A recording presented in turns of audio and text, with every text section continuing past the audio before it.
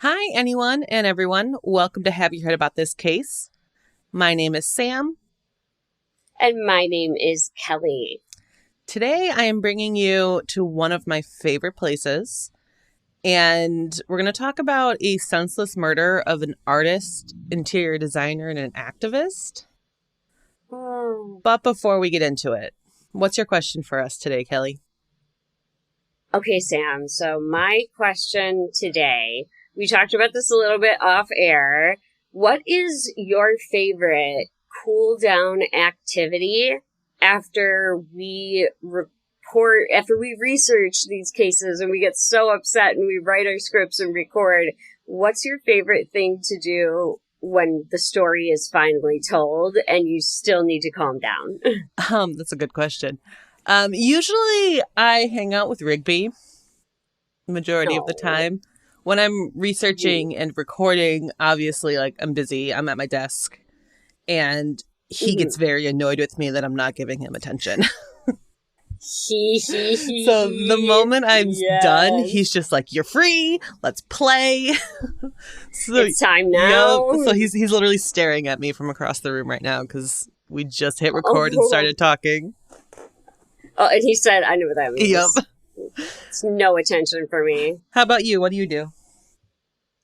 So my favorite cool down activity, which I had to do after our last episode, if you guys listened, it was Katie Gallagher. And as Sam and I spoke, we found out that there is so much more to that case. So much more. And there's so much more, and we're going to talk about it, but it was a little overwhelming, and we had just finished recording Katie Gallagher. So I had to, take a step back and cool down, and usually Arthur's with me, and it's good, but what I'll more commonly do is write in my journal about what we've recorded, about, the process. Definitely during researching and writing the script. Arthur's usually hanging around. But when I'm writing a script and something truly grim is in it, I usually give myself a 15-minute break where I can just lay down and have no stimuli while I take in what is going on out there. Right. Yeah, we definitely need those little things to kind of get through it, because it's not easy. We're reading about some really dark stuff, and there's a lot of stuff that we read that we don't include because it's really dark and doesn't necessarily have the relevance in the story. Yes. To tell what we need to tell. I've actually picked cases Sam and I are always on tons of news sources. We've talked about that on the air before. But I found one case that I saved and I thought about doing. And then after I read the article about the case, it was so grim that I was like, I can't even air this. Yeah, I have a couple like that as well that I've looked into and I've just passed on.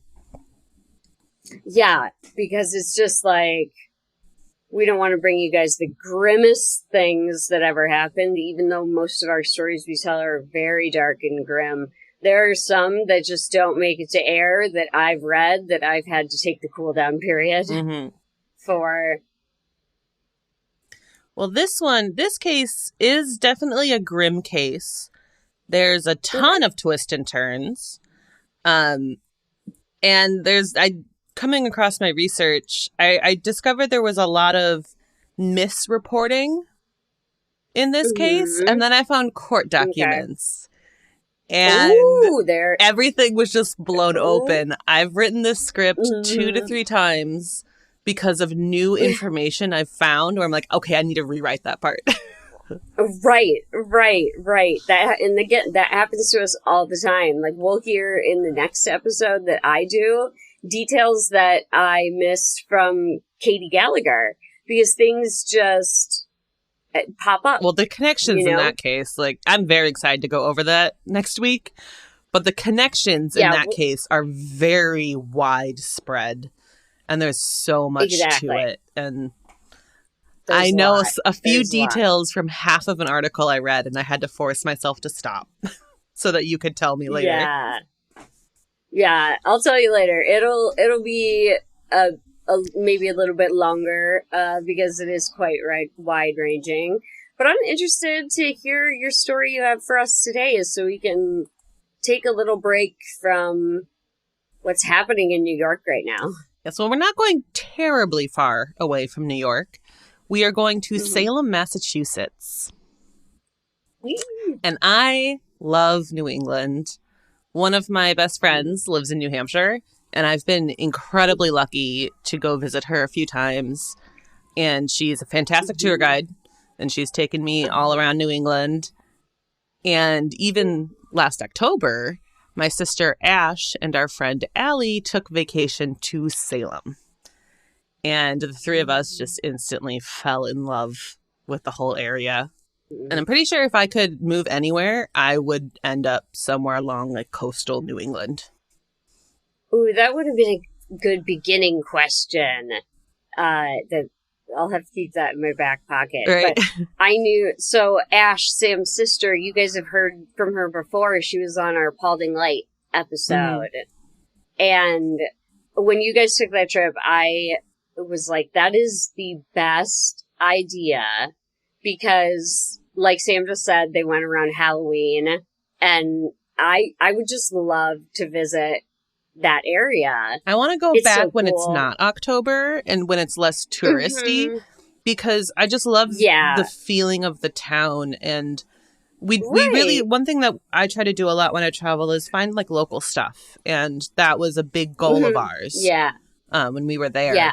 And it just, I loved it so much. And I want to go back as frequently as possible. Yeah, I haven't been to New England too much. Not to say that I wouldn't want to go, but the one time we went to, Well, you've been to Maine. Harvard. It was Harvard. Whatever state Harvard is That's in. Massachusetts. Clearly, that's in Boston. Okay. In Boston. I clearly couldn't get into Harvard because I don't even know where it is. But we went to, my husband, as he would like to be known, the Mad Artisan, was giving a talk at Harvard about what his field is, which was very cool. But we had such limited time. We were only in Boston for a few days. And the only thing I wanted to do, Sam and our listeners, I think you'll relate to this, in Boston is the museum with Phineas Gage's skull. Mm-hmm. And you all might know that case. It was, hi, Rigby. Yeah, he's making his voice heard. Yes. It was the man who sort of changed all of psychology when a railroad spike went through his frontal lobe. And he started behaving completely differently after he miraculously survived that. And that's sort of how it came to be that we would look at the brain and the frontal lobe for things like changes in personality. And the museum has not only a skull, you can see it's the whole is, the bone is healing, like, which means you can tell he had it for a while. Mm-hmm. They also have the railroad spike, and they have his death mask there. So I'm all weird and spooky and always looking at Atlas Obscura. If you guys don't look at that, I highly recommend it. It's fun. It helps you find cool stuff to go see. But I had already known this was there. So I was like, let's do something. We only have limited time in Boston. We gotta go do this spooky thing. Bless Adam. He probably wanted to explore maybe somewhere else. Right. But I haven't been too much to New England, except for Maine, if that counts. I feel like that's New England. Even more north. I feel like that's even more north, though. It's still considered New England, though. It is definitely far north. Yeah. Yeah. I've been there a few times. Loved Maine. I think that if I were somebody who liked the weather a little bit cooler, right, I would like Maine. Because Maine is just, we would go in the summer to visit my grandmother, and the weather was always just kind of temperate, which was nice. Mm-hmm. But you always needed to bring like a little jacket Right. or something just in case. Because that sea breeze blows. I bet that's another thing you love. Oh, I love, You know? like, especially along the coast. I love it so much. Yeah. Yeah. And when I was researching this case, I was kind of thinking, like, maybe it'd be smart to save this to October because it is Salem. But I didn't want to wait because this is such an interesting case. And if you all are fellow morbid listeners, it's officially pre-October. So let's start spooky season off with a case that takes place in Salem. Yes, I agree. I'm very interested. So today we're going to be talking about Martha Brailsford. She was born on May 8th in 1954 in Hackensack, New Jersey, and she grew up in Ohio. And Martha, similar to me, very much loved the water, and she really wanted to move out east to be near the ocean. And so at the age of 17, she enrolled at Endicott College in Beverly, Massachusetts. Okay. And during her freshman year at Endicott, she met Brian Brailsford, her future husband. Okay. Brian was from New England, and he was really close with his family, and they very much welcomed Martha with open arms. And as their relationship became a bit more serious, Martha became very close to Brian's mom, Frances Wolsmick. And since Martha's family were back in the Midwest, Frances became Martha's motherly figure in Massachusetts. And in addition to that, Martha had a twin sister named Muriel, who she was very, very close with. And being able to have that close relationship with Frances made that separation a little bit easier for Martha.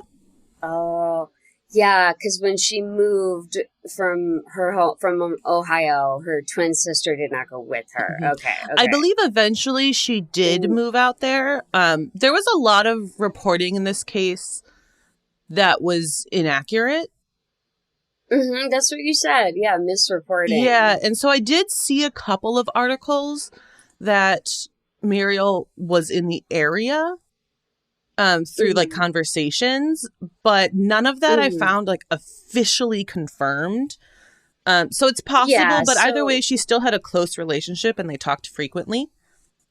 Absolutely, yeah. And, you know, being without your twin, she probably would have relied very heavily on Frances, I imagine.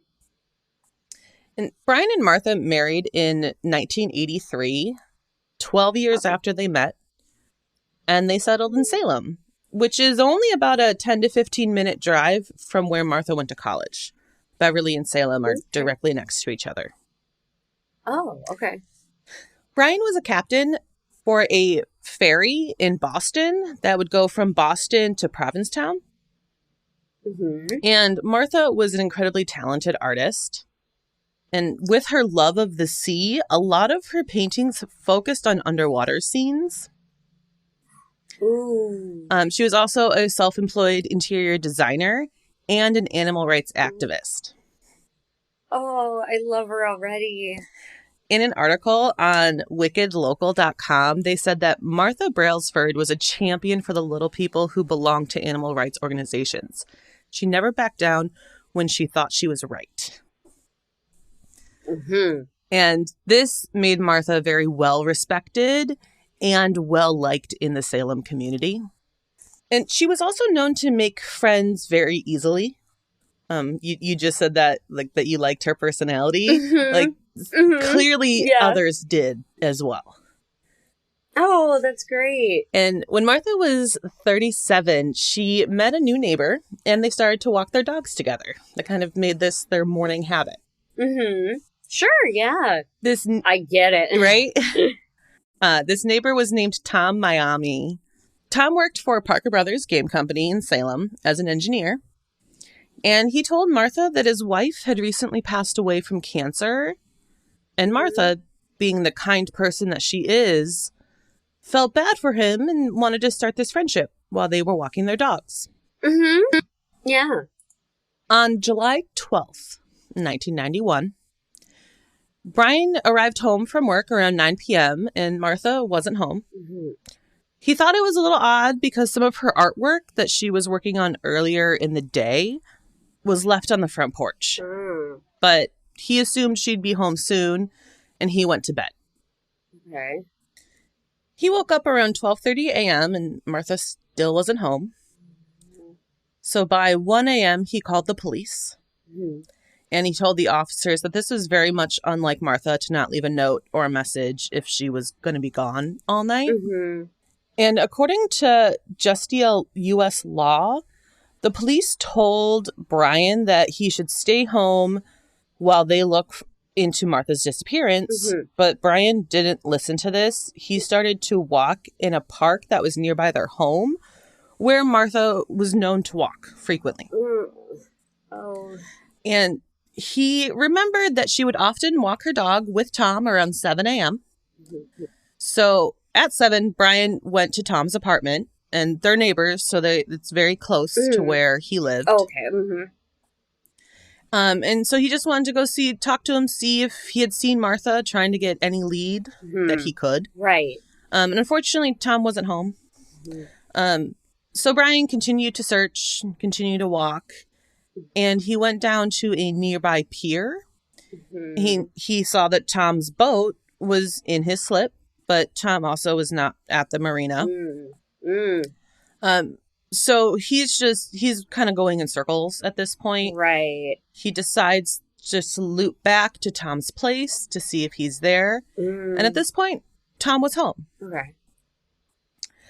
And he told Brian that he had last seen Martha on their walk the previous morning. Mm-hmm. So 7 a.m.-ish. Right. And that Martha left to go meet some friends down at the beach near the pier. Mm-hmm. And Brian had even asked him at this point if he had taken Martha sailing. But Tom said that he wouldn't have only invited Martha, that he would have happily also invited Brian, and that they can maybe try to make a double date out of it. And then he told Brian that he would pray for Martha. Interesting. So now an investigation is officially launched into her disappearance. And while speaking with Muriel, her twin, she said that Martha had mentioned that she had plans to go sailing with a friend. Right. Okay.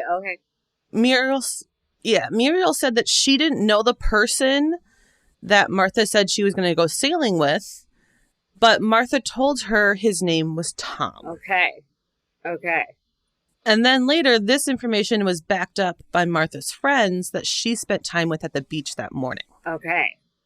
So this is now officially the police's first lead, and they went to go speak with Tom themselves. Okay.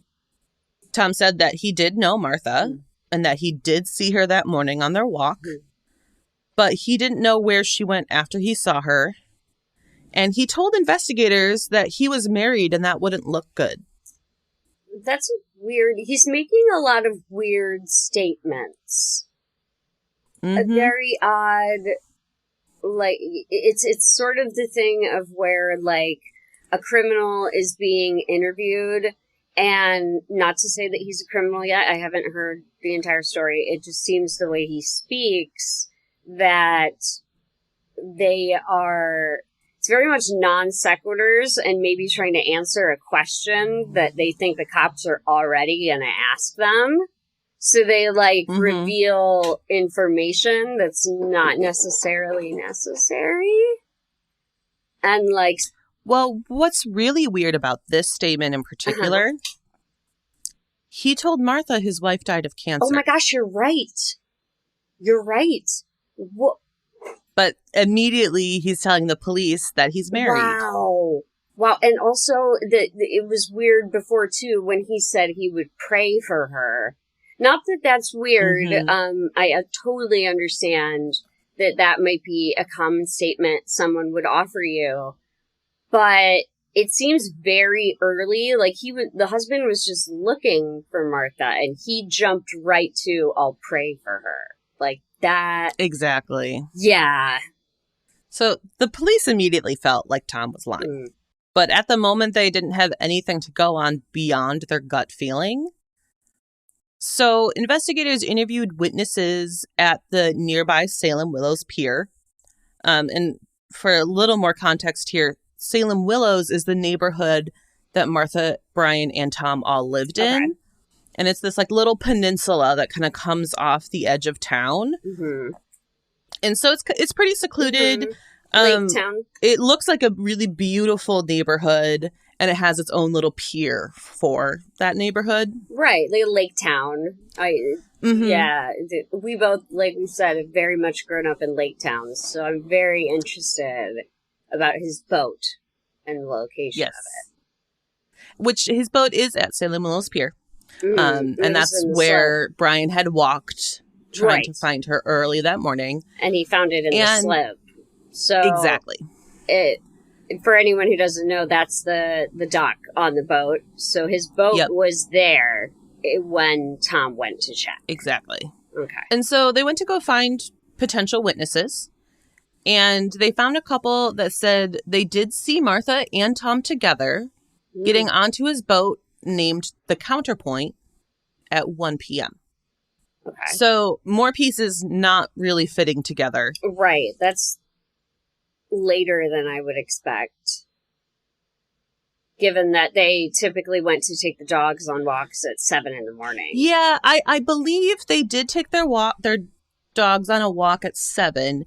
And that exactly as Tom had said, she left to go meet friends at the beach because her friends there did say that they saw her and that she was going to mention going on a boat later. So I think that all happened. So I think they probably met back up at 1. Okay, all right. And she had her art, so she probably went home for a little bit, was doing her art outside. Right. Yeah, I think it does make sense.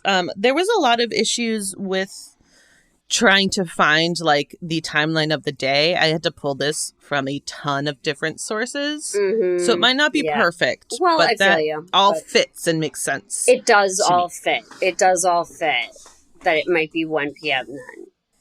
then. So they went back to Tom to ask him about these witness statements, and not surprisingly, he changed his story. Ooh. This time he told investigators that he did meet up with her at the pier at 1, and they had planned to talk about his resume because he was recently laid off from his job at Parker Brothers. But that he had only driven her to another nearby pier at the Winter Island landing, and that he dropped her off. He says that he didn't actually go sailing with her, and after he dropped her off, he went to the yacht club until around 6 p.m. Okay, so this is weird. This is a weird story. It is weird, but like there are a few more details in there. He says that they like were just like kind of tooling around in the boat, and the pier that he wanted to go back to was really crowded, which is why they went to Winter Landing.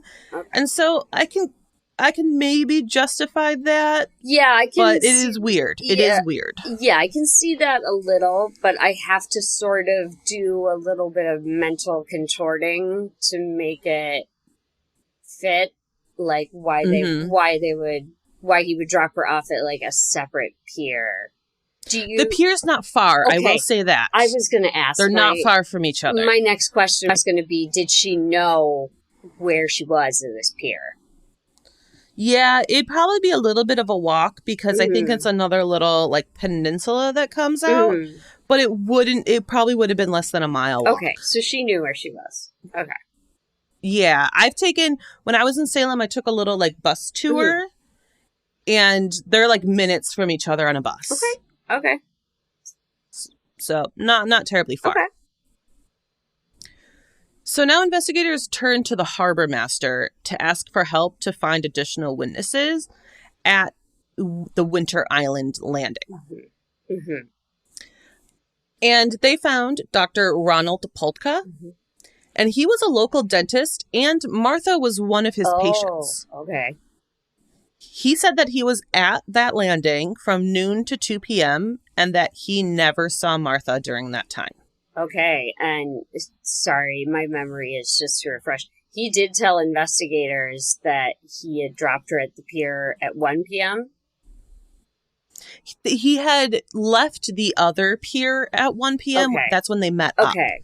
So you would assume with how close they are that by the 2 p.m. when the doctor had left, she would have been dropped off before 2 p.m. lodging. Yes. Okay. That I just wanted to make sure we were on the same page. I was like, yeah, seems like he would have seen her if he was there until 2. And she was one of his patients. He would have recognized her right away. Exactly. Salem is not a small... I mean, Salem is a small town. And, like, you and I know this growing up in small towns. Like, everyone knows everyone, especially when it comes to a profession like a dentist or something that sees a lot of people in town for work. Absolutely. You know. And all of us, like, kids when we were in the lake town, and you probably did this too, like, we knew, like, whose boat belonged to who, and, like... Oh, absolutely. And there... So I even knew some of the boats' names. And so it would be very plausible for maybe anyone in this small town to be like, yeah, I saw that boat and I recognized it as his. Exactly.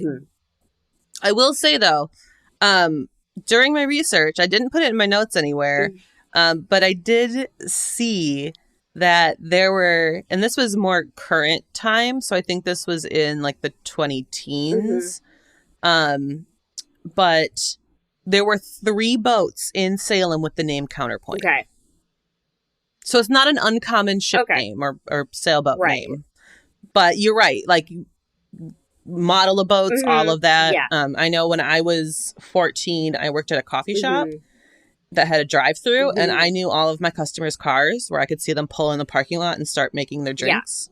Same concept, really. Exactly. Like, you might see one, but you know that, oh, okay, that's the sailboat that's named Counterpoint. Exactly. Not the sporting, I guess you call it a yacht or a speedboat. You know, you'd probably be able to tell the difference. Exactly. So, Salem Police Captain Paul Murphy made the decision to visit a local psychic, Lori Cabot. Lori is well known in Salem, and she is a very well-respected psychic. I can tell you when we were there, we saw a ton of stuff about Lori. She sells a lot of stuff in a shop that we went into. She has books. She has these like spell kits. Oh, wow. She's very, very well known in the Salem community. That is awesome. And she actually opened up Salem's first modern day witch shop in 1971. Oh my goodness. Go Lori. Because Salem wasn't really always known for its like spooky atmosphere. It had history, but it wasn't really until that point that it became like the witch town, like it is now. Oh, that's so cool. And in 1977, the governor of Massachusetts, Michael Dukakis, named Lori Salem's official witch. I love that. I love that. Can you imagine a better title than someone coming up to you and being like, you are Chicago's official witch? Like, I would get a plaque and put it on my door. Well, she's done a lot in the community after this even. She moved her shop to Essex Street. And for those of you who are unfamiliar with Salem, Essex Street is the main stretch of downtown Salem. Oh, okay. It's right by the Hawthorne Hotel, where the shop is. So it's in a very, very high traffic area of town. Yeah. And brought in even more tourism. Yeah, I was going to say, she's bringing a lot of tourism to Salem. So no wonder the governor was like, I'm going to play into this. That's awesome. Right. This shop would eventually turn into Crowhaven's Corner. And it is the most famous witch and psychic shop in Salem. Ooh. And I believe it became Crowhaven's Corner after new owners took it over. But it obviously had this established brand because of Lori. And it is truly the most well-respected shops in Salem. And this is where Ash, Allie, and I all got our readings done when we went to Salem. That is so cool. What, okay, so new management, because obviously Lori was probably getting older. When you went and got your reading, did you feel like it was accurate? Yes and no. There were a lot of parts that, yes, were accurate. But I was told, now in this point, it'll be 2 years' time, because we went about a year ago. But they told me that within 3 years, I will own a big, white, beautiful Victorian that was 10,000 square feet. I remember this. So I don't think that's going to happen. Your beautiful house that they promised you. But it's still on the vision board. It is. And what's kind of crazy about that, and I guess this isn't really a surprise with somebody who's choosing to go to Salem on a vacation, but my dream home is the house in Hocus Pocus, which is a big, beautiful, white Victorian. Yes, absolutely. But it isn't uncommon for investigators to reach out to Lori for help on cases. She has helped with cases all across the country. But it seems like she had the biggest impact on Martha's case specifically. Lori's process during an investigation is to enter what she calls an alpha state. And when she is in this state, she has the ability to see events from the past very clearly. So when she was in this alpha state, she said that she saw Martha on a sailboat with a man. She could see that Martha was enjoying the water, which very much fits Martha's personality. But then the man came up and tried to make a sexual advance. Oh, no. Martha was a happily married woman. And Lori says that she denied the advances, and this caused an argument. Okay. No. She then said the man, quote, basically turned into a beast. And he hit Martha over the head. And then she saw the man tie an anchor to Martha's ankle and add weights to her waist and throw her overboard. Oh, my God.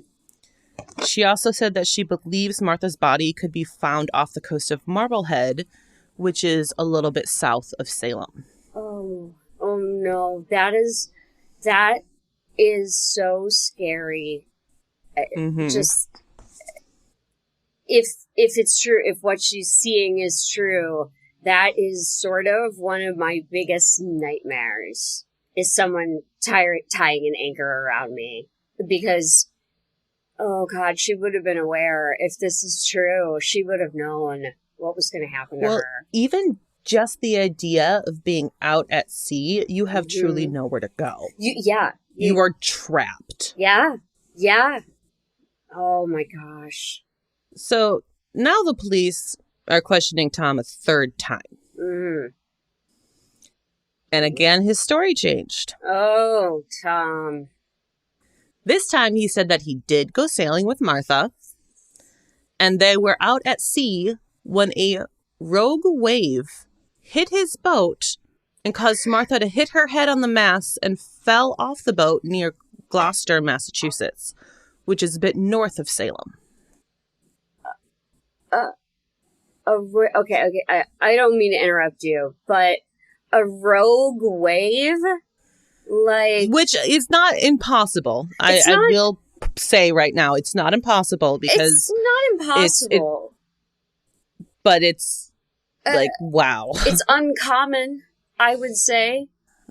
Not impossible, but uncommon, considering that, the tide pattern usually follows the same kind of height and,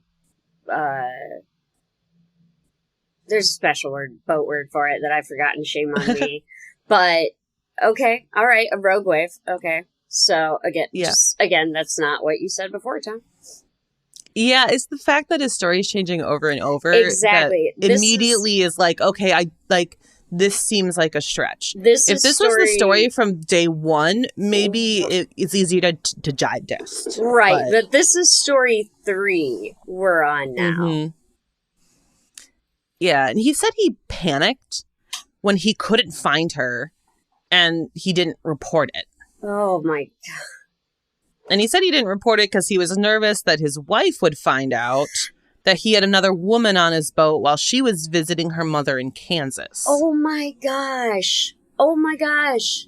And he told her, Martha, that she was dead, right? Yep. Mm-hmm. Wow. So according to the National Guard, at the time, there was a legal requirement that if somebody dies or is injured at sea, it needs to be reported within 48 hours, which Tom did not do. This law is designed for accidental death, and its punishment is a $50 fine. So, unfortunately, investigators couldn't hold Tom under arrest for this, and they had no additional information that could give them a reason to hold him. Yeah. So at this point, the police just really need proof that Tom was involved in Martha's disappearance and that this wasn't an unreported accident. Mm-hmm. So they started searching the ocean around Gloucester, but they didn't find anything. They didn't find Martha or anything that was in connection to her. Oh, gosh, that's awful. Searching the water. Whenever a water search has to happen, I feel so bad for everyone because water is just so unpredictable. You have no idea where you're looking might be the right spot. And also the longer, if she's in there, the longer that evidence is exposed to the water. Exactly. Ugh. Just less than a week after her disappearance on July 18th, around 10 a.m., a lobsterman named Hooper Goodwin pulled something unexpected from one of his lines when he was pulling up his traps near Cat Island off the coast of Marblehead. He found Martha. Oh. She was nude and had an anchor tied to her ankle. Oh my God. And not only was there an anchor tied to her ankle, she had a weighted belt around her waist. Oh my God. And this discovery came a couple hours after Lori had spoken with police and had her Alpha State vision. Wow. Wow. She even caught the weight belt around. That's, first of all, this is awful because, like, found by a lobsterman, that means he was literally he was dragging the bottom. He was just doing his job. Yeah, he was dragging the bottom of the harbor. So this Tom had clearly done what he wanted to, which was she was at the bottom. Because that's where they're well, dragging maybe for not lobsters. Fully at the bottom. They weren't dragging. It was traps. So they were pulling, because it's lobster. So they were pulling traps up from the sea floor. Yeah, I just knew that. And she was caught in the line. So it might not have been fully to the bottom, but deep enough where it's getting caught on this line. On a lobster line, yeah, which is long. Exactly. Which is long, yeah. Because I was just thinking of, in the beginning when they lay their traps, I wasn't thinking about him coming back and pulling them up. When he was pulling them up. Wow. Mm-hmm. Ugh. And by that evening, Martha was identified. And the next day, the autopsy revealed that she had 5 blows to her head and that her likely cause of death was drowning. But this wasn't like the official. It was the likely cause because it was so hard to tell because her body had been in the water for nearly a week. And at this point, it was nearly skeletal because of animal scavengers. Oh, I didn't think about that. So they were able to determine the blows to her head, but there was just still a lot of uncertainty on whether the blows caused her death or if drowning had. But their educated assumption was drowning. Oh, God. A nightmare. This whole thing is like... I remember a while ago, it was a robbery case, and they did this to a couple. And this is, to me, is one of the most brutal things that you can do to somebody. Like, a drowning death is awful, too. Like, oh my God. Within hours, there was an arrest warrant issued for Tom for Martha's murder. They went to his apartment, but he wasn't there. And it appeared he had fled the area after his third interview with police. Oh, man, they couldn't hold him. When speaking with Tom's wife, who had now returned from Kansas, she was at lunch with Tom and two of their friends, and they saw on the news the discovery of the body. And at that point, Tom had told them that he should go meet with his lawyers and left mid-lunch. And it is believed this is when he fled. Wow. So he saw it on the news that they found her and he booked it. And that's also, what it seems like. Yeah, that is. And also, she didn't just return from Kansas. She returned from the dead, apparently. Right? Yeah, she... Well, there's more about her. We'll get some more details about... She has nothing to do with this, but there's some interesting stuff that we find out later. But we know that this is probably when he was like, I gotta get out of here, I'm caught. It sounds like it. So at this point, officers turn back to Lori, who clearly has a psychic connection to this case. And she went back into her elf estate. And she said that she could see Tom shaving his mustache in the mirror and going through the process of him planning to flee. Okay. She said that he initially considered going south, changed his mind, thought about going west, but ultimately decided to go north to Canada. And this makes a lot of sense just in general, too, because around this time, a lot of people who were being accused of murder and accused of these very terrible, violent crimes, a lot of people's plans were to flee to Canada. I'm not sure if there was a law that made it easier for them or something. But when I was reading this, I saw a lot of similarities to other cases where they said that those other perpetrators were trying to get to Canada specifically. Yeah, and I mean, they're in New England, so I guess it kind of makes sense that he would go north like that.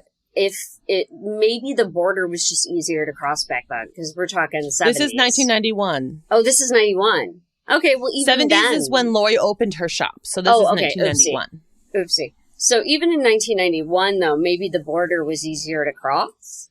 I definitely think it was. This is before 9/11, when a lot of things became a lot more strict. So yeah, I definitely think Canada was kind of the option to get out of the country and fast. Hopefully move on to something else for him. Right. That was his goal. Get out of the country and get out fast. And according to Unsolved Mysteries fandom, Lori offered to do a spell that would result in Tom doing something that would result in his capture. So she wrote Tom's name in a sand with a straw doll. And when she wrapped the doll, and then she wrapped the doll in a white ribbon and entered her elf estate, where she projected the thought that Tom would do something stupid that would result in his arrest. I love Lori so much.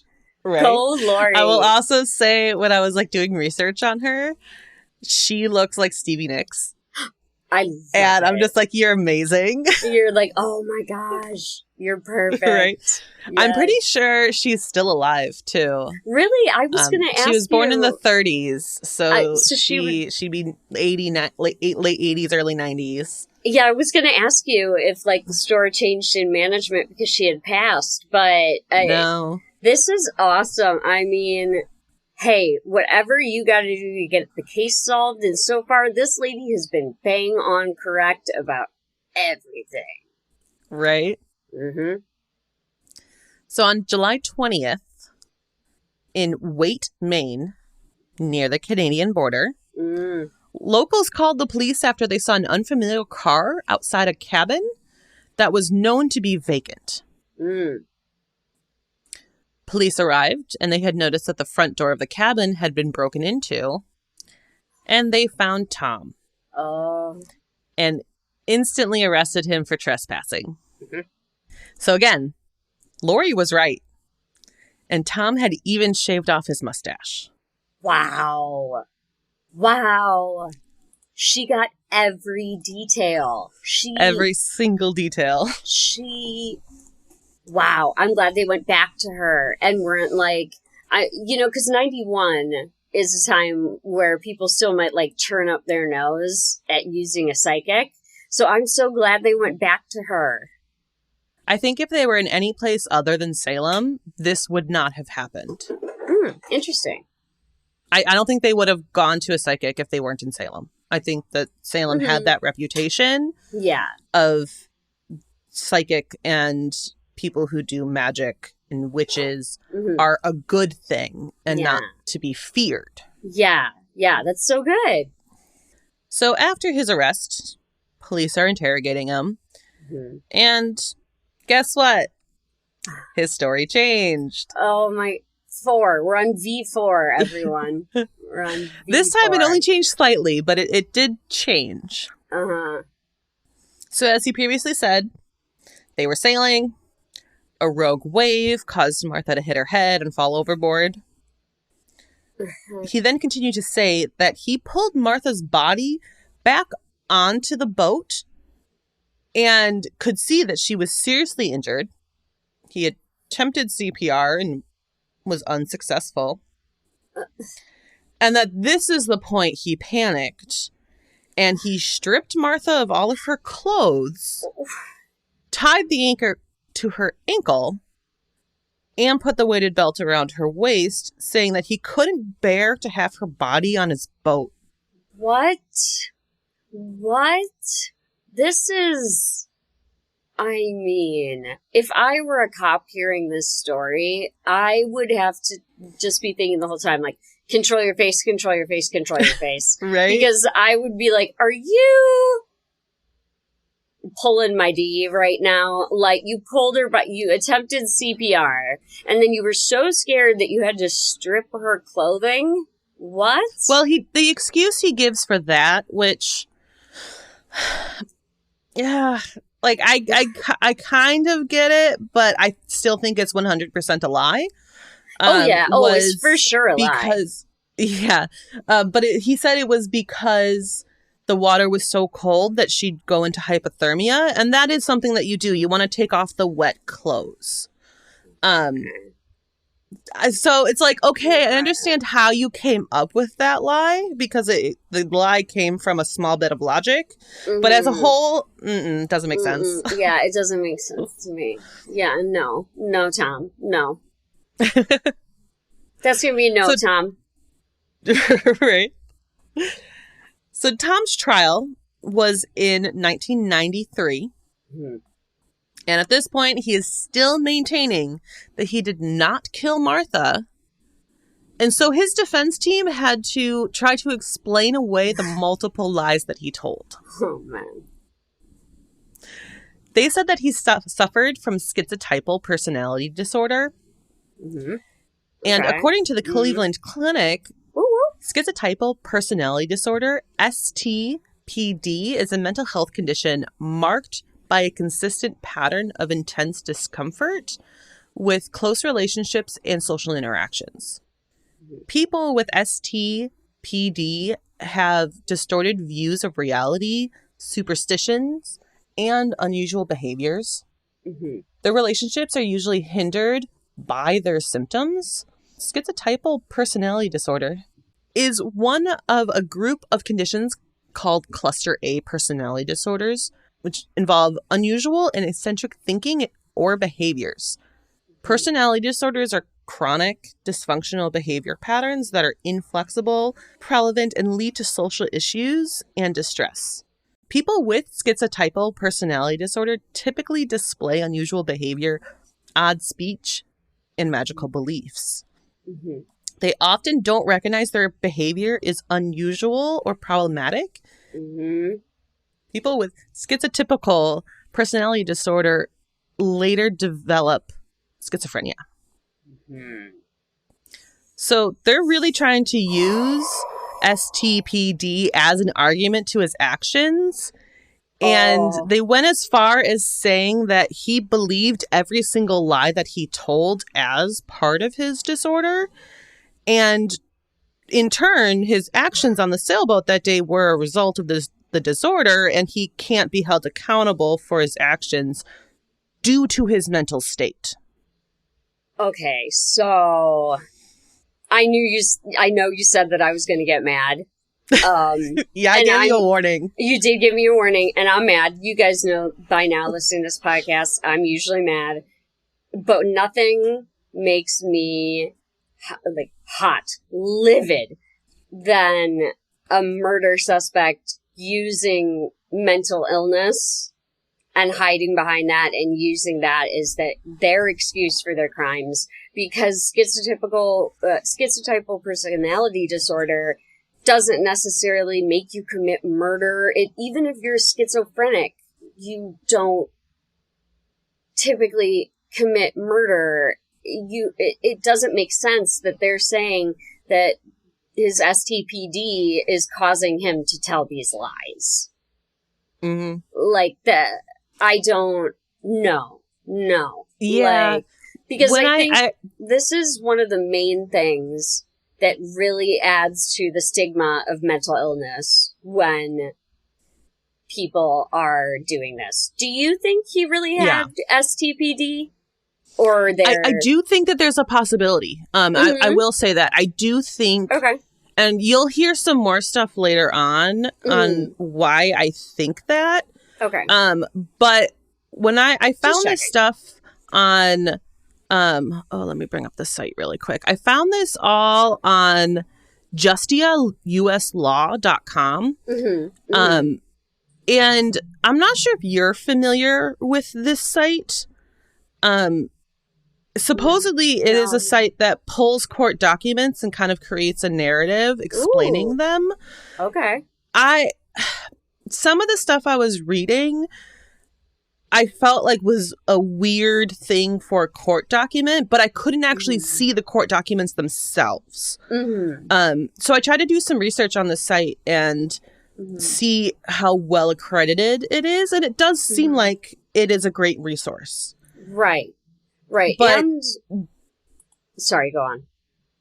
Well, I think when I was reading specifically about this disorder in the defense team's discussion of it, they kind of described it a little differently. And I don't remember the exact verbiage. But it was basically saying, like, he tells a lie, he believes that lie, whether it is the truth or not. And when he changes the lie, that just changes in his mind.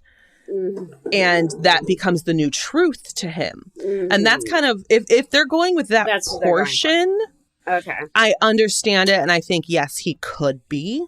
But I wanted to look up more of a bigger definition of it because I felt like that couldn't be the whole thing in this disorder.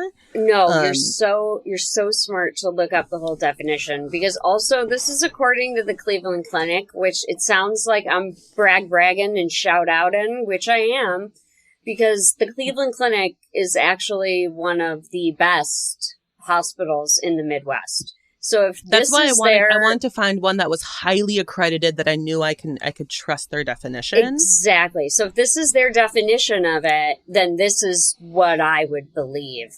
I'll let you go on though and see if we can hear a little bit more if he may or may not have had this.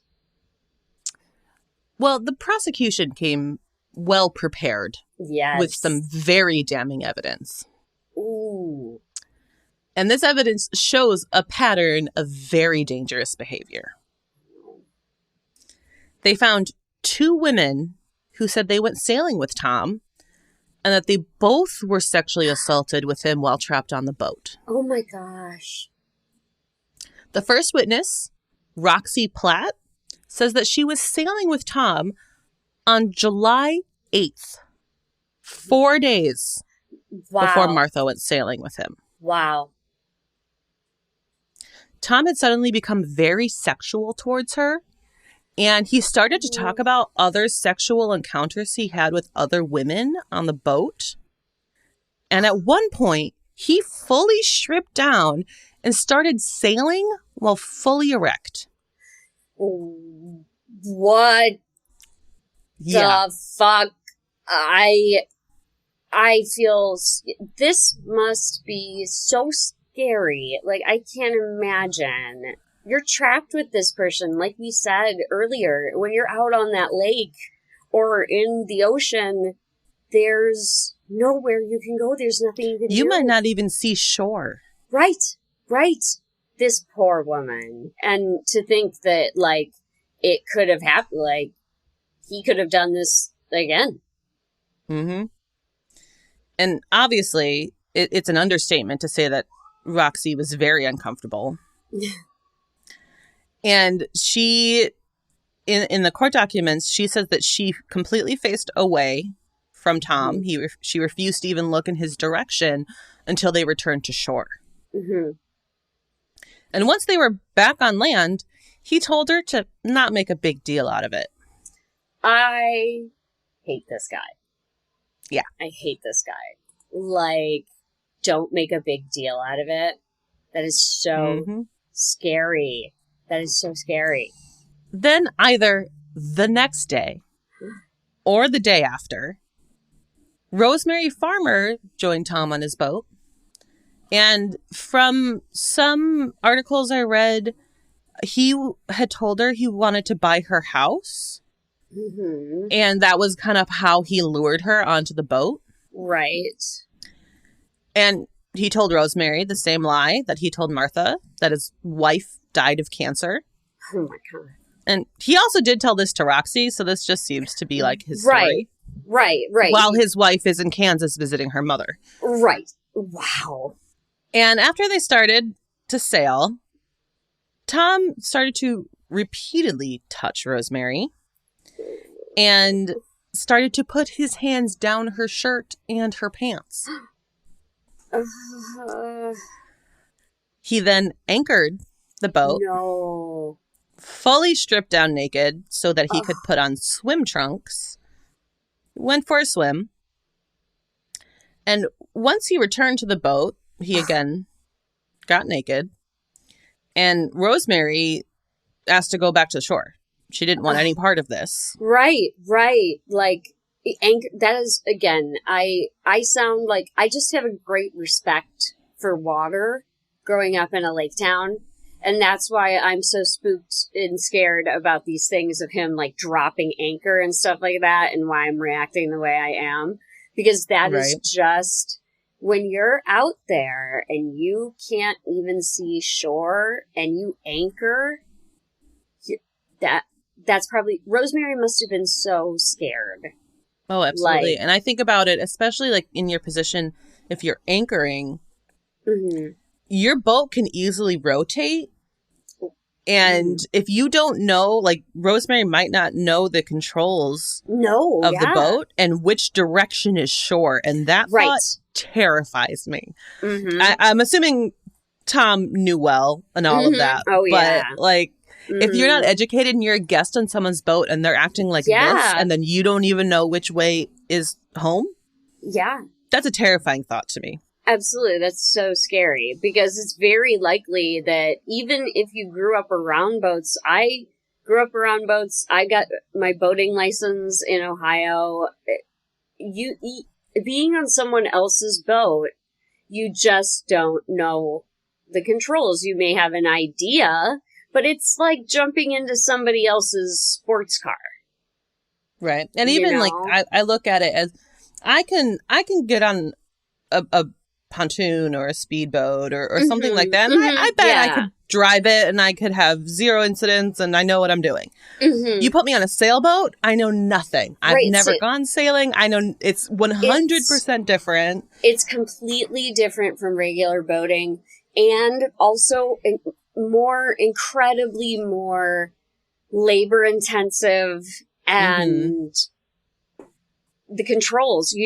Sailing is completely different from riding in an automatic boat. Like, you have to know which of those lines to pull and where to put the boom or the thing that will direct your rudder. Yes. And like Sam said, they might not even know what direction the shore is, even if you knew all of that. Mm-hmm.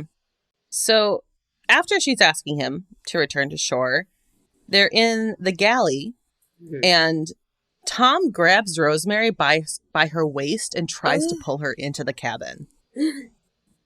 Rosemary was able to resist, but he then got a hold of her again, and while naked, he held her down for what is stated in court records as minutes. Oh my gosh. And imagine just being pinned down for minutes. It doesn't sound like a lot, you guys, but like, take a look at the clock and then count, I would say minutes, 4 at least. Stand there in front of the clock for 4 minutes and imagine that whole time you're being held down by a crazy naked man. Yeah. And eventually he did let her go. And at this point, she threatened, saying that she would throw herself overboard if he didn't immediately take her back to shore.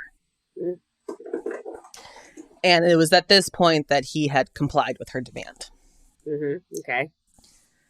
And apparently there was also a third woman who came forward with a similar story. But the judge determined her testimony wasn't as compelling as the 2 other women. Because apparently her incident happened after Martha's disappearance, and they wanted to find a pattern of behavior leading up to her disappearance. I don't know any more details about it. Interesting. It doesn't seem like they determined that her story wasn't accurate. It sounds like they believe she was telling the truth. They just didn't need her to testify. Right. It sounds like they believed her. It just may not have been relevant because they're trying to catch him on the day before. Exactly. That's what it seems like to me. Right. But the defense is really sticking with their schizotypal personality disorder diagnosis. And they brought in their own expert, a doctor who says that this diagnosis is also to blame for his behavior with Roxy and Rosemary. Just kind of clumping it all into one, really.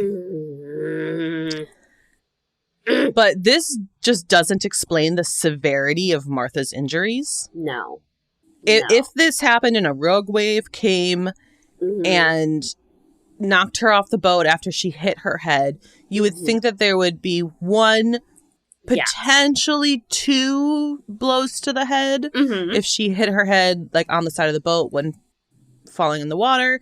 Like you can understand 1 or 2 if this story was consistent. Right. If he's telling the truth. 5? Yeah. If he's telling the truth, I would expect at least 1 large blunt force trauma wound or 2 or more smaller blunt force trauma wounds. Not 5. Certainly not and they're like 5. One was to the jaw, one was to the back of the head, one was to the forehead, and then one was like at her hairline. And it seems like the one at her hairline was the worst. And so it's like, even if, she falls, she hits her head on the mass, those are all very far apart from each other. Yeah. Like, you would think they'd be close to each other, or like just the 2 on different sides of her head, but to have all of them be in very different areas of the head just does not explain. All over her head, like the locations you described, it sounds like it was all over her head and consistent with somebody who may have been frustrated by being pushed off by women recently. Yeah. And the defense tried to explain these injuries a little bit more, saying that these injuries were done post-mortem by Hooper Goodwin's trap lines while he was bringing her up to the surface. What? But the autopsy says that the blows were pre-mortem. So that didn't work. Yes, because also a trap line would cause a blunt force trauma head injury. Come on. Yeah. Come on. At most, they tried. It failed. They tried. Yeah, they tried. At most, I would expect to see from a trap line, I would expect to see like a ligature mark from the trap line. That is what I would expect. Not 5 blunt force blows to the head. And also the autopsy takes your lie and just blows it up. So exactly. But then there's also the question of where her body was found versus where Tom said Martha went overboard. Mm-hmm. They're about 10 miles from each other, by the way the crow flies. Wow. And there's no indication that her body traveled underwater after being weighed down. Oh, okay. Because that is certainly a possibility. With the currents. Yeah. But like they saw no like tears or anything on her bones that would signify that sort of damage if she were to be dragged underneath the ocean. Okay, so that kind of invalidates what I was thinking before, which was she may have moved around with the current. But I suppose it makes sense because she was so weighted down. Not just with that anchor, but with that weight belt. God. Yeah. And this was like one of my big things when I was researching this. And I actually really found no real explanation for this. So I'm assuming his defense team, again, blamed STPD. Like, I guess. I don't really know. And at this point, do you know if they are admitting in court that he did this? He did throw her overboard, or are they just completely pleading not guilty? Like, no, they're basically. See, I've had a lot of trouble actually finding information on his trial. I found a lot of information on appeals, which we'll talk about in a minute. Okay, but I struggled to find exactly what he was charged with because I'm thinking, he's being charged with murder, but is he also being charged with disposing of a body? Is he being charged with abuse like of a corpse, corrupting evidence? Like I couldn't find any of that, and I feel like that was easily part of his charges, but I don't know. Yeah, what I was just wondering is just like what the defense was standing on, just like it, and it looks like what they're standing on is that she got injured on his boat, and yes, he did throw her overboard, but it was because of his STPD. Yeah, and that's what the last, like his last interrogation with the police, where he said he tried to resuscitate her with CPR, and that's why he stripped her down, put the anchor and the belt on her. So I think that is what they're sticking with. Okay, yeah, okay. Just check it. Yeah, I couldn't remember. And this detail, I'm not sure if it was ever discussed in court documents, but another bombshell involving Tom's lies about his wife dying of cancer. Not only was he married, Patricia was his 4th wife. She believed she was his 2nd wife. What? What? Yep. What he told? Oh my God. This is what? Oh my, what reason is there to lie? Why lie about that to your partner? Well, and he's like going all around town saying that his wife died with cancer. Yeah, and she lived in the same neighborhood as Martha. They were neighbors. I don't get it. I don't understand that at all. Like, he keeps repeating this lie. And she's around. Like, it's not like she's in a different state. Even if nothing happened to Martha, that lie would come out eventually. They lived together. Yeah, and I just can't believe, like, he was not only lying, I mean, he's lying, Liza Minnelli lies to everyone, but even his wife, he's telling her she's his 2nd wife and she's his 4th wife. What the hell? What the hell is wrong with this dude? A lot. Yeah. So on February 12th in 1993, Tom was convicted of second-degree murder and sentenced to life in prison. Mm, But he did have the possibility yes. of parole after 15 years. Well, parole. That doesn't mean it gets granted. Well, let's get into these parole hearings. Oh, no, yeah. So his first parole hearing was in 2006, and he told the parole board that, quote, forces of nature had killed Martha with a rogue wave, and that he's an innocent man. The parole board unanimously voted to deny parole. Yeah. Second time, Tom went before the parole board in 2011. He kept to the story of the rogue wave, but he also denied assaulting the two other women who testified at his trial about him sexually assaulting and attacking them. And he took this lie as far to say that they never even testified. This is his parole hearing. The trial happened. What?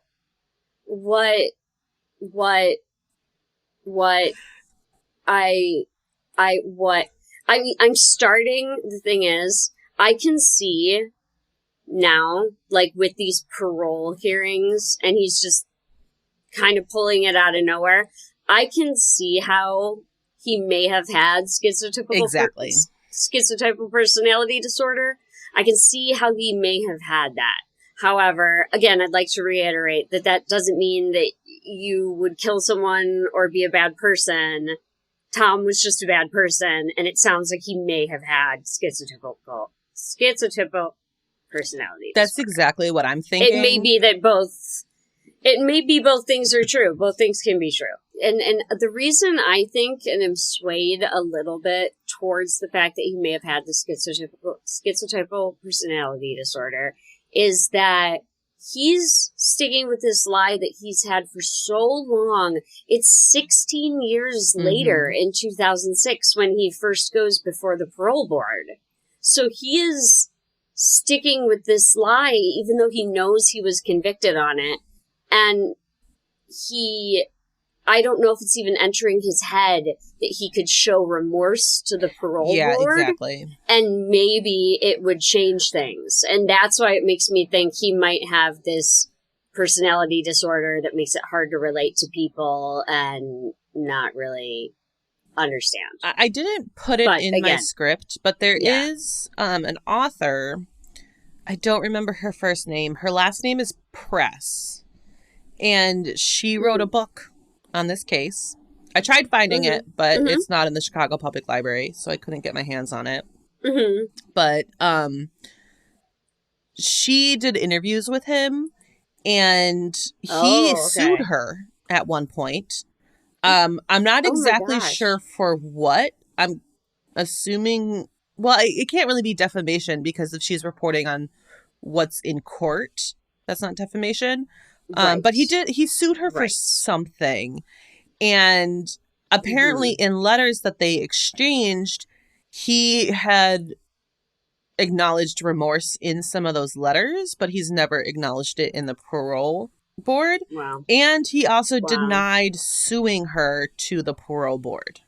But there's like documents that he did. And it's stuff like that. Like when he's like, I never sued her, or like they never testified. Like that is what is giving me this thought that he may have had STPD, because he's so adamant that these things didn't happen, because he has his own version of the truth. And he believes it. But he believes it. Yeah. And it seems like it's not even entering his head that perhaps he could show the parole board some remorse and they may be more lenient with him. It seems like he thinks that no matter what, he's got to stick to this. And one thing that I didn't think of it until right now, but I don't know Massachusetts law, but I know in some states, if you're going in front of a parole board, you have to admit guilt, and they have to see the remorse. I don't know if that is Yes. a requirement here in Massachusetts, whether he can claim his innocence and still Yeah. get parole like he's trying to do. I don't know. Yeah. Yeah. That's interesting. That is interesting. Good question. But obviously, the parole board is like, they testified, you're lying. So they denied his parole again. And they said that he, quote, has no possibility of succeeding on parole in his current state of psychological lying. His lies are shallow, ineffective, and obvious to everyone but himself. That's in the court document. Yeah. Yeah. So, yeah, he got denied for a second time. This doesn't stop him, though. His third parole hearing. Oh, my gosh. Oh, gosh. This time, he says that he has survivor's guilt. Oh. Yeah, so... I'm playing the world's tiniest violin. You can't see me, but I am. So, yes, he has survivor's guilt after the rogue wave swept Martha off the boat. And in the Gloucester Daily Times, they said, quote, he continues to insist the responsibility he bears in Brailsford's death, that of a boat captain who failed to protect his passenger, and denies killing her. So, for a third time, his parole was denied. Yeah. Yeah. Of course it was. So Tom's next parole hearing would have been 2021, but he did die in 2017 at the age of 72 to a chronic illness. And according to the Salem News, he claimed that if he were ever to be released, he would never be a boat captain again. Well, good. First of all, no, you shouldn't be. And second of all, don't let the door hit you on your way out, Tom. Yeah, I tried to figure out what illness he had. I think he had cancer, but I'm not sure. Because 72, he lived... It's one of those things where it's like, it's so unfair because he lived to be 72. She was 37. And Martha didn't get any of that. 37 years old, and this man got to hang around until he was 72. Just lying on her. Lying on her circumstances of her murder that he committed. Like... Yeah. Ugh. One thing I would like to conclude in this conversation, which is really, it's a bigger topic, so I think we'll just touch on it at this point, but is a psychic's involvement in the case. I love that Lori was able to have a very, very positive impact on this case. But honestly, I'm very skeptical when I hear a psychic's involvement in cases. You're not wrong. I get a little skeptical as well. You're not wrong. And also, I feel like you usually see psychics called in much later, like in cold cases. Again, yeah, I think that's like because it is Salem in particular, and there's a very different mindset around psychics in Salem. I mean, she clearly was bang on this one, but exactly. I think I'm with you. I still have, I'm wary of it whenever I see that they brought in a psychic. Well, I was really wary of it in this case in particular because it was so perfect. And then I discovered that there was so much misreporting in this case once I found the court documents. That I was really worried that maybe this isn't accurate. But I will say, every article I read about Lori's involvement was very consistent. So that gives me a lot of like reassurance that this is accurate and this is right. But unfortunately, we just hear about psychics' involvement often leading to false hope or can provide incorrect leads and waste time and resources. So I do think it's important just to kind of bring up that this seems like an anomaly based on a lot of cases I've researched. But I hope that everything in this is true and that there wasn't any liberties taken in the reporting or anything because I want every bit of Lori's statements to be exactly on point. Yeah, yeah. And she pretty much was. Yeah, I just don't She, know with the reporting, because there were some reports where yeah, it was like yeah. everything was wrong. Once I got the court documents, I'm like, how did you get this through your editor to publish? Uh-huh. Uh-huh. Like, so it made me a Wow. little weary. But when I Yeah, pulled up yeah. numerous articles about Lori, they all really said the same thing. And I think you're right. You can kind of, if you have numerous accounts of the same thing, I think you wouldn't be wrong to say that that's probably accurate. Yeah, it just I get skeptical, because the last thing I Yeah. want is there to be false hope put into a case and wasted Absolutely. resources. And I think a lot of Absolutely. cases that you and I have both researched or just listened to other podcasts talk about or documentaries, that happens more frequently than not. Yeah, unfortunately. Yeah. But do you have any thoughts on this case? I mean, I just, I, okay, I just want to make sure I come off correct here to you folks that I just want to reiterate that he could have had schizotypal personality disorder and murdered her. Both those things can be true. But also, somebody can have schizotypical personality disorder and never do something like this. Those things can be true too. Mm-hmm. And any kind of mental illness doesn't automatically make you a bad person who's going to turn into someone like Tom. Because there are clearly other factors here, like the fact that he was rejected by other women. He was potentially angry at women in general. I just think what he did to her was so brutal and terrifying. It's a nightmare. She would have, unless he had already knocked her out with all the blows to the head. Which is very possible. That is absolutely possible.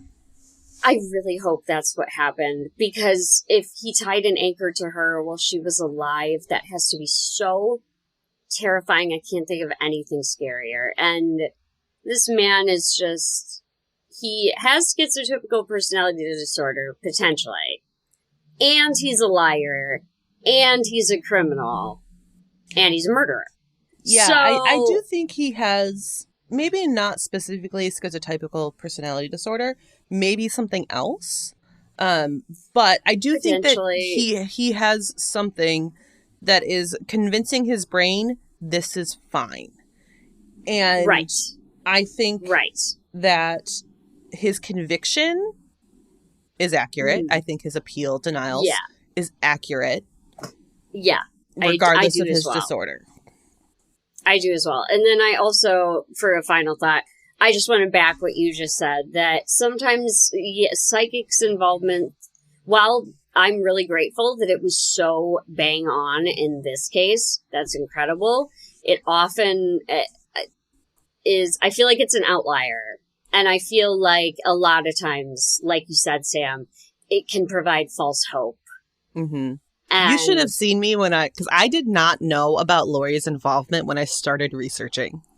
Oh my gosh. I wanted to pick a case that was in Salem because I'm feeling nostalgic and I want to go back to Salem. Mm-hmm.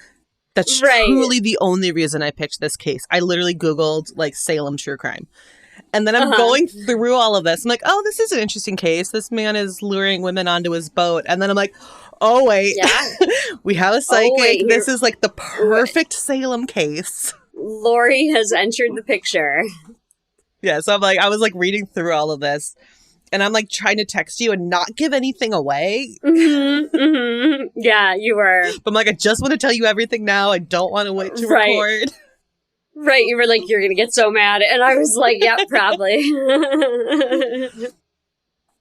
But that is all that we have today. So thank you for listening to Have You Heard About This Case? If you liked this episode, please leave us a review on Apple Podcasts. And you can find us on Instagram at Have You Heard About This Case Pod, on TikTok at HYHATC, or you can email us at haveyouheardaboutThisCase@gmail.com. Thanks, and we'll talk to you later. Bye.